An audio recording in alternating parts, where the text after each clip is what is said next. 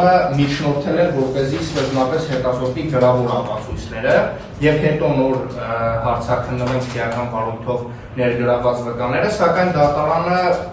այլ որոշում կայացրեց ըստ էության, այսինքն որոշեց, որ սկզբնապես պետք է համապատասխան սահմանադրական դատարանի որոշման հիմնավորումներով, որ պետք է հարցաքննվեն վկաները եւ հետո նոր ըստ էության հետազոտվեն գրավոր ապացույցները, այս առումով Պատվարժան դատարան մեղադրանքի կողմի մտավախությունը հետևյալն է, որ գրավոր ապացույցների հետազոտումից հետո ըստ էության հնարավոր է առաջանան իրավիճակներ, երբ որ վկաներին կրկին հարցաքննելու անհրաժեշտություն առաջանա, մասնավորապես պատվարժան դատարան խոսքը վերաբերվում է հիմնականում օպերատիվ հետախուզական միջոցառումներին, որովհետև մենք օրինակ այսօր վկայի հարցաքննությանը ականատես եղանք մի իրավիճակի, երբ որ քրեական վարույթով ըստ էության օբյեկտիվ հանգամանք հանդիսացող բառակապակցությունները, բառերի իմաստները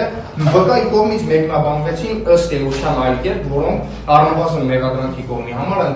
ընկալելի չէին եւ մեղադրանքի կողմը չի բացառում, որ գրավոր ապացույցների հետազոտումից հետո հնարավոր կարող է լինել վկաներին կրկին դատակոչել եւ հարցաքննել։ Բացի դրանից պատվարժան դատարան նաև խոսքը կարող է վերաբերվել քրեական վարույթով ներգրավվածություն ունեցող այլ անձանց ներգրավմանը, այսինքն վերը նշված նկատառումից ելնելով մեղադրանքի կողմը գտնում է, որ քրեական վարույթով ապացուցման գործընթացին միջամտելու ռիսկը դեռևս առկա է, քանի դեռ քրեական վարույթով մեղադրանքի հիմքում դրված բոլոր ապացույցները չի հետազոտվել։ Միևնույն ժամանակ պատվարժան դատարան բոլորիս հայտնի Datavex AM տեղեկատվական հարթակի ուսումնասիրությունից կարող ենք արձանագրել, որ կիրառված խափանման միջոցի գործողության ընթացքում որպես այդպիսին նոր քրեական վարույթ է մեղադրական եզրակացությամբ ուղարկվել դատարան Վարդան Ղուկասյանի կողմից կատարված, եթե չեմ սխալվում, քրեական օրենսգրքի 452-րդ հոդվածի 3-րդ մասով նախատեսված արարքը կատարելու համար հանցավոր արարքը կատարելու համար, ընդ որում պատվարժան դատարան վերը նշված արարքը կատարվել է ոչ թե քրեական վարույթի համար հետաքրքրություն ներկայացնող ժամանակահատվածից առաջ, այլ հենց այդ ժամանակահատվածի ընթացքում, այսինքն կիրառված խափանման միջոցի գործողության ընթացքում, ուստի մեղադրանքի կողմը չի կարող այս հանգամանքը ևս անտեսել եւ առնվազն դոկումենտի ենթադրության տեսանկյունից հաշվի չառնել։ Ուստի վերը նշված հանգամանքը պատվարժան դատարան մեղադրանքի կողմը գնահատում է, որ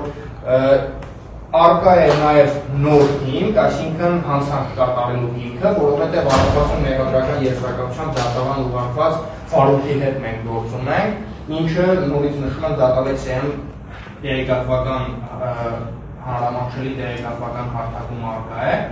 Ուստի պատվարժան դատարան վերը նշված նկատառումներից ելնելով մեղադրանքի կողմը գտնում է, որ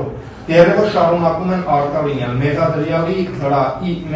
վրա քրեական դատավորության օրենսգրքով, ինչպես նաև դատարանի որոշմամբ դրված պարտականությունները չկատարելու ռիսկը, որը կարող է դրսևորվել պատվարժան դատարան ապացուցման գործընթացին միջամտելու քրեական վարույթով նոր հնարավոր հարցաքննման ենթակա անձանց վրա ազդեցություն գործադրելու, ինչպես նաև նոր հանցանք կատարելու հիմքը արդեն իսկ իմ կողմից նշված հիմնավորումներով։ Միևնույն ժամանակ մեղադրանքի կողմը գտնում է, որ մինչև այժմ կիրառված խափանման միջոցը իզորու է եղել ապահովելու մեղադրյալի պատշաճ վարքագիծը, այսինքն առնվազն այս պայմանությամբ չունեն քրեական վարույթին խոչընդոտելու հիմնավորված փաստական տվյալ, ինչը վկայում է այն մասին, որ կիրառված խափանման միջոցը պիտանի է։